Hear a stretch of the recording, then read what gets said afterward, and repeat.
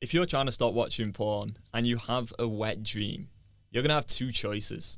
You're either going to see this as a relapse and maybe have all these questions like, oh my God, what has happened? Have all this doubt and anxiety and fear and urges and feel like you're going to get completely out of control and relapse. Or you're going to see it as a bit of a thing that just happened and you move on with your life and you don't really care.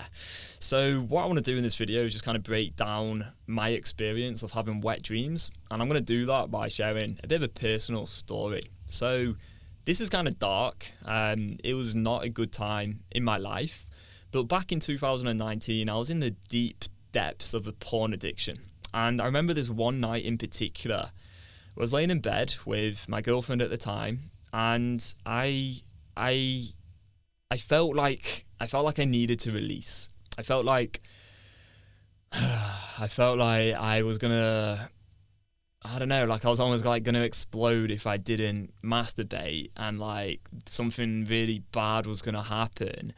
I was in an addiction, and so these sort of thought patterns had a big grip and power and strength over me, and I'd be like a puppet, just like being dictated and driven by the addictive part of my mind, these neural pathways that I'd been wired from a young age.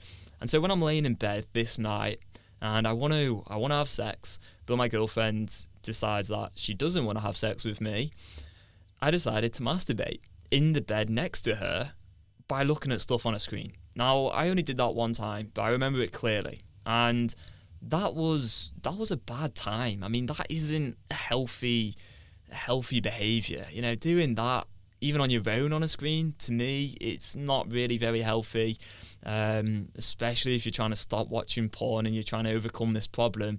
It's not healthy on your own, let alone when you're next to someone and they're like trying to get to sleep. It is wrong, okay? It was a wrong thing for me to do.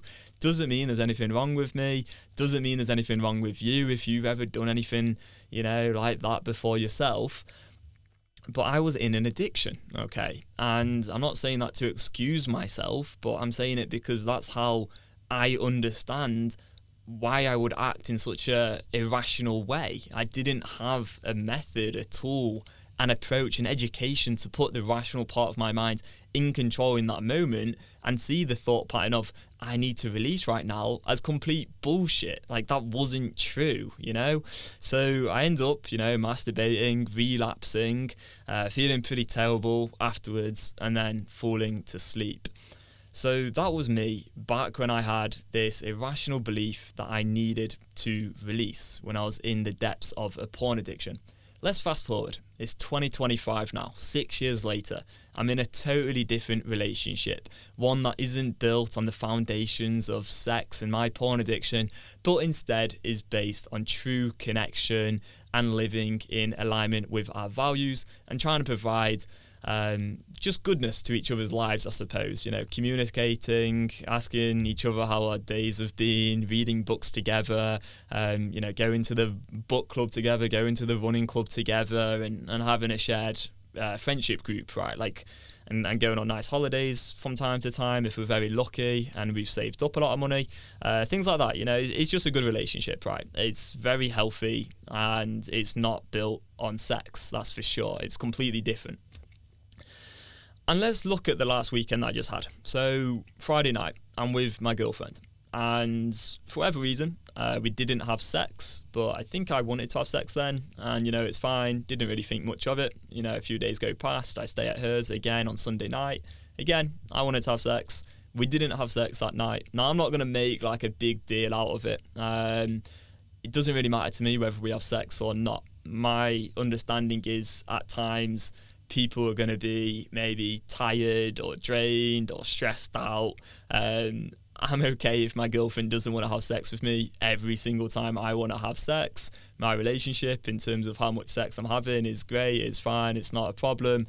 It just doesn't really cross my mind. I've got bigger things to worry about, like the porn addiction epidemic and solving that for millions of people. So I don't really give a shit in my relationship whether we have sex all the time or whether it's a little bit less frequent than perhaps would be optimal. It's just not really a big concern.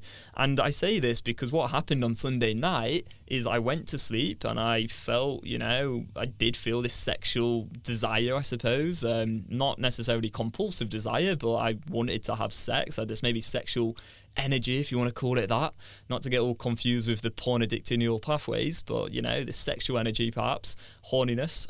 I fall asleep and I wake up, I go to the bathroom and I'm like, shit, I've had a wet dream. I hadn't even realized during the night that I'd had a wet dream. So this sort of thing's going to happen. Like if you're in a relationship and maybe you don't have sex for a week and you go to sleep with your partner, you might have a wet dream, or you may not have a partner and you go to sleep and it's been a few weeks since you've masturbated, or it's been a few months and you have a wet dream. It doesn't matter. It's not a big deal. It's completely natural. It's healthy. It just isn't a problem unless you choose to make it one.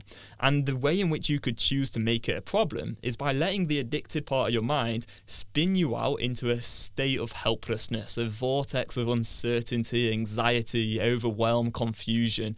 You start trying to get involved and answer questions like, was this wet dream a relapse? How do I stop having wet dreams?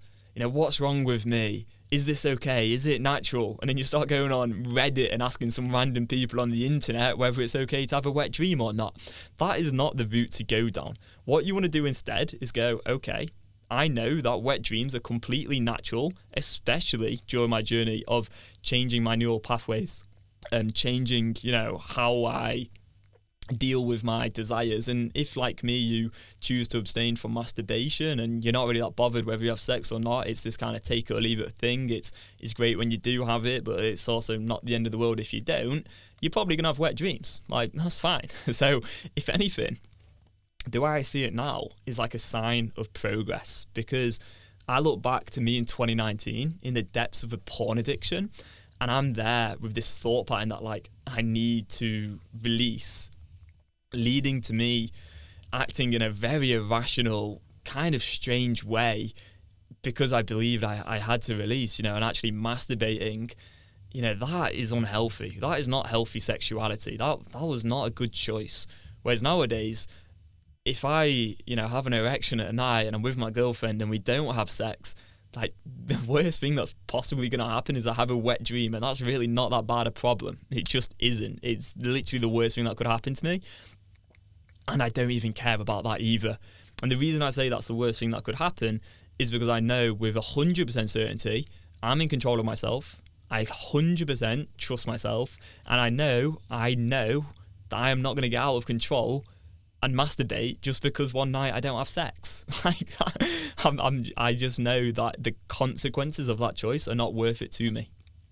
Other people may want to, fine, crack on. I don't. It doesn't really matter to me whether you do or not, unless you want to stop this behaviour. If you want to stop this behaviour, I can help you out. I can teach you how to stop it. If you don't, continue, crack on. Do what works for you. That's your choice. So yeah, I just want to share this because I don't want people online spinning in circles trying to figure out what to do when they've had a wet dream. I want people to just move on, crack on with their life, and not really care either way whether you have one or not, because what's the biggest problem about having a wet dream is really if you let it become a problem, if you have all this fear around it, or you think it's a massive deal when it just isn't. It's completely natural and healthy, and really in many ways is a great sign of progress and shows that you're actually doing things right. So hopefully this helps a little bit. Cheers for listening, and we'll see you in the next one. Bye bye.